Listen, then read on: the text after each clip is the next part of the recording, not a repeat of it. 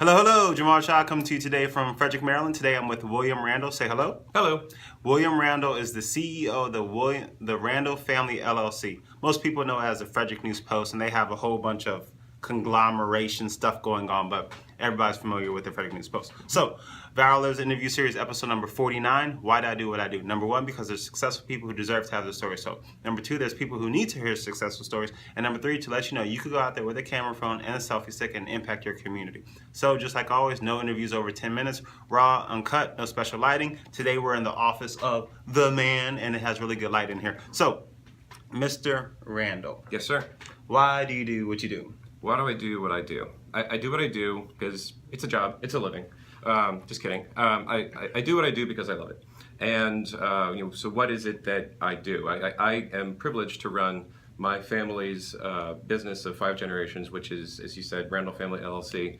We've had the Frederick News-Post in town since 1883, and I love that. I love my family. I love that legacy. I love being able to run things, but I also love the community because, as we were chatting about a little bit earlier, it's everything we do to make money. We're a business. We want to make a profit, but everything that we do is to fund local independent journalists who can go out and cover what's going on in Frederick, so we can inform the community, so that people know what's going on, so that we can keep our elected officials honest. But we also like to benefit the community in many other ways through our partnerships with nonprofits, especially when we're doing events. We like to make Frederick a cooler place, and so we do a lot of interesting events, a lot of music events, things that typical newspapers wouldn't do.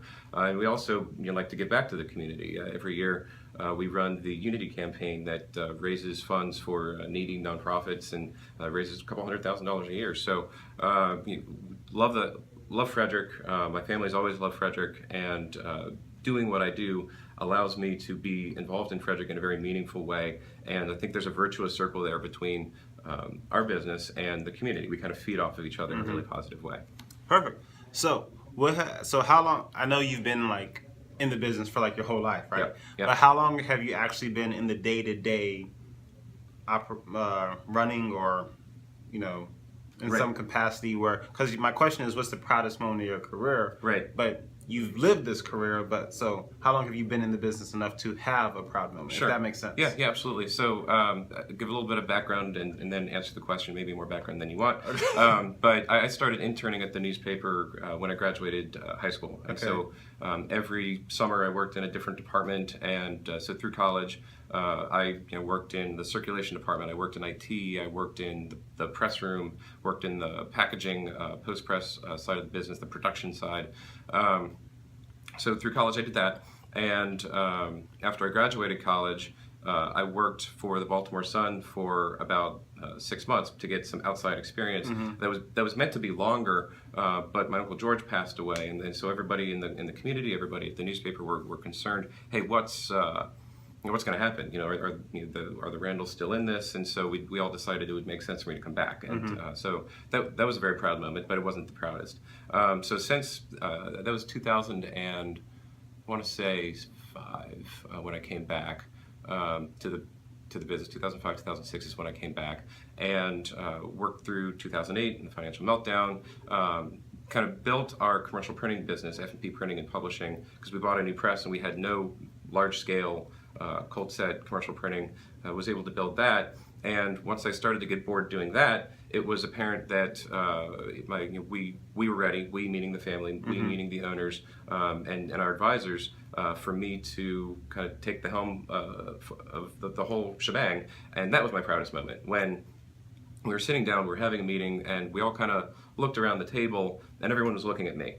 And I was like, okay, is this what you want to do? Are you ready? And I said yes, and I've had great support ever since. And so really that moment where I was able to become CEO of this thing. I mean, I've been training my entire career for this, and I was able to achieve that career goal by my mid-30s. And that has been a huge honor for me, and I've been very proud. Okay, cool. So now for the next question is a little bit shorter answers, if you don't mind. So what has been very verbose. What has been the lowest moment of your career? The lowest moment of my career, 2008. As I said, I worked through 2008, and we had built this building, put in a new press, had a big bank loan, and after the financial meltdown, we were out of technical compliance in the loan, and we ended up being months away from losing the business to the bank. That forced a lot of really difficult decisions that we had to make in the company. I mean, we had to do things like suspend our Monday edition. We had to do the first layoffs in our company history. That was a really, really low time for us. We got through it, where many other newspaper families were not able to get through it, but that was not a fun time. So, do you network with other family? Like, do you know the person who owns the Oregon Times in Seattle, Washington, or Oregon Times, Seattle? But Yes. So we do have a network throughout the country. We have many newspaper friends. In fact, the owner of the newspaper in Washington, Pennsylvania, is on our board of directors. Okay. And I've been involved with. There's a couple different associations, but yes, we have many friends that own newspapers throughout the country. We're losing those friends to buyouts and to selling off. So there's less and less of us independent family-owned newspapers out there. But we keep a close-knit group. Well, as a man who loves small family businesses, even though yours isn't small, I'm rooting for you guys. That's right. Don't sell out. Nope. Don't get bought out by Right. Verizon or anything like that. Don't get bought out. So you have 130 employees. How do you create team culture where everybody's not killing each other? Yeah. So again, long answer to this one. Just a warning. Oh, gosh. There's a lot of components to this, I think, because culture is really all about the people, and culture is one of the hardest things that you can impact as a single person, even if you are the CEO. So culture, I think, stems from a lot of different areas. One, hiring practices, making sure that you're hiring the right people. Number two, really strong, open, honest communication about what's going on at the business. Because if you aren't able to be transparent, if you're not able to share, then people kind of make up their own stories. And so it's really important to be able to communicate what's going on with the business in a very open, honest way, and very frequently, and in many different ways, so that many different employees can understand it using the platform that works the best for them. Another thing that's really important to us and to me in particular are core values. We have a number of different core values, such as becoming a digitally integrated local media company, being entrepreneurial and innovative, and communicating. We've got listed like 5 or 6 of those, and we communicate it at whenever we have the opportunity. But then we reinforce it when our employees are kind of caught in the act of living our core values. We've got these cute little pins that we've made up with these little graphics. You were asking about them recently, and it's kind of cheesy. It's kind of like pieces of flair from Office Space. Right. But it's one small way to say, hey, you know what? I saw what you're doing, and I appreciate it, and it's good stuff, and it's helping move this company forward. And so that's another way that we reinforce our culture. Where do you see yourself, your company, in 5 years? I see myself here, hopefully. I see our company here also, but really, to where I see the evolution going is, one of our core values is to improve or to increasingly become a digitally integrated local media company. And what that means is to have data and the digital components really woven into everything that we do. And we're getting there, and I think we're getting good at it, but I think we have some room to grow.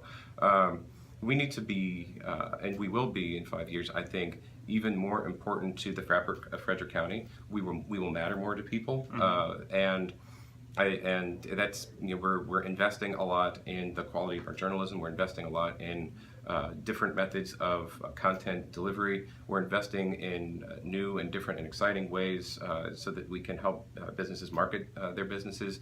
And so really, continuing that transition into a digitally integrated local media company, not just a printed daily newspaper, and I think we're well on the way to do that. Okay, perfect. Last question. Crazy goals. Skydiving, scuba diving, Mount Everest. Give me one. Okay, I will give you one. I would like to go to the Oktoberfest in Munich, the huge beer fest in Germany. I just got back from the Great American Beer Festival in America, and that was huge, and that was very interesting, but I think it'd be wonderful to go to Germany and experience that. Okay, perfect. So I will put Will's information in the show notes, his number and his email and his website, all that good stuff. Yep. So ValorLives interview series, episode number 49. Go out there, show some valor. I will see you guys next week. Bye. Bye.